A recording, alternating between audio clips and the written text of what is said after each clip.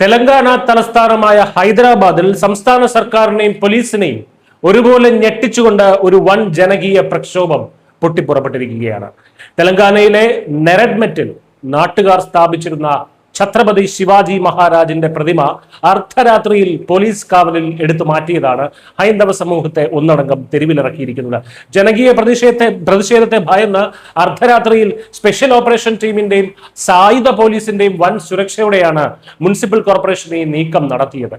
അനുമതിയില്ല എന്ന മുടന്തൻ ന്യായം പറഞ്ഞ് ഹൈന്ദവ സമൂഹത്തിന്റെ ദേശീയ പ്രതീകങ്ങളെ ബോധപൂർവം ഇല്ലാതാക്കാൻ ശ്രമിക്കുകയാണ് കോൺഗ്രസ് സർക്കാർ എന്നാരോപിച്ച് വലിയൊരു ജനവികാരമാണ് ഇപ്പോൾ ഹൈദരാബാദിൽ അലയടിക്കുന്നത്. ജൂൺ 18 അർദ്ധരാത്രിയോടെയാണ് ഈ വിവാദ സംഭവം അരങ്ങേറുന്നത്. നെരഡ്മെറ്റിലെ ഹിന്ദു സംഘടനകളും നാട്ടുകാരും ചേർന്ന് സ്ഥാപിച്ചിരുന്ന ശിവജി പ്രതിമ മുനിസിപ്പൽ അധികൃതർ ക്രെയിൻ ഉപയോഗിച്ച് മാറ്റാൻ ശ്രമിച്ചു. വിവരമറിഞ്ഞ ഇത് തടയാനെത്തിയ സ്ത്രീകളും കുട്ടികളും ഉൾപ്പെടുന്ന നാട്ടുകാരെ പോലീസ് ബലമായി പിടിച്ചു മാറ്റുകയും പലരെയും അറസ്റ്റ് ചെയ്ത് നീക്കുകയും ചെയ്തു.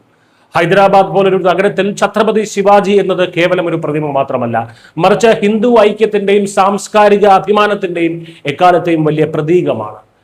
ഈ ഒരു പ്രതീകത്തെ രാത്രിയുടെ മറവിൽ എടുത്തു മാറ്റിയത് ഭൂരിപക്ഷ സമൂഹത്തോടുള്ള വലിയൊരു വെല്ലുവിളിയായിട്ടാണ് ജനങ്ങൾ കാണുന്നത്. ഇതോടെ കോൺഗ്രസ് സർക്കാരിനെതിരെ അതിശക്തമായിട്ടുള്ള പ്രതിഷേധവുമായി BJP അടക്കമുള്ള പാർട്ടികൾ രംഗത്തെത്തി കഴിഞ്ഞു.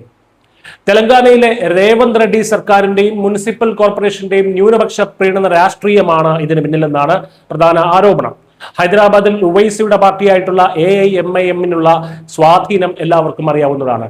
അവരുടെ താല്പര്യങ്ങൾ സംരക്ഷിക്കാനും ഒരു പ്രത്യേക വിഭാഗത്തെ പ്രീതിപ്പെടുത്താനും വേണ്ടിയാണ് അധികൃതർ ഇത്തരം രഹസ്യ നീക്കങ്ങൾ നടത്തുന്നത്. മറ്റു മതവിഭാഗങ്ങളുടെ അനധികൃത നിർമ്മാണങ്ങൾക്ക് നേരെ കണ്ണടയ്ക്കുന്ന ഉദ്യോഗസ്ഥർ ശിവജി പ്രതിമയുടെ കാര്യത്തിൽ മാത്രം ഇത്ര തിടുക്കപ്പെട്ട് അർദ്ധരാത്രിയിൽ പോലീസിനെ ഇറക്കി നടപടിയെടുത്തത് സർക്കാരിന്റെ ഇരട്ടത്താപ്പാണ് കാണിക്കുന്നത്. പകൽ സമയത്ത് ഇത് ചെയ്താൽ വലിയ ജനകീയ പ്രതിഷേധമുണ്ടാകുമെന്ന് ഉറപ്പുള്ളത് കൊണ്ടാണ് അവർ അർദ്ധരാത്രി തെരഞ്ഞെടുത്തത്. ഹൈദരാബാദിലെ ഹിന്ദുക്കളെ, പ്രത്യേകിച്ച് പിന്നോക്ക വിഭാഗങ്ങളെയും മറ്റു സംസ്ഥാനങ്ങളിൽ നിന്നുള്ള കുടിയേറ്റക്കാരെയും ഒറ്റക്കെട്ടായി നിർത്താൻ ഈ സംഭവം കാരണമായിട്ടുണ്ട്. ന്യൂനപക്ഷ പ്രീണനത്തിന് വേണ്ടി ഭൂരിപക്ഷ സമുദായത്തിന്റെ വികാരങ്ങളെ വ്രണപ്പെടുത്തിയാൽ അതിന്റെ പ്രത്യാഘാതം എത്രത്തോളം വലുതായിരിക്കുമെന്ന് കോൺഗ്രസ് സർക്കാരിന് ഇപ്പോൾ ബോധ്യപ്പെട്ടിട്ടുണ്ടാകും. ഭരണകൂടം ജനങ്ങളുടെ പ്രതിഷേധത്തിന് മുന്നിൽ മുട്ടുമടക്കുന്ന കാഴ്ചയാണ് വരും ദിവസങ്ങളിൽ നമ്മൾ കാണാൻ പോകുന്നത്.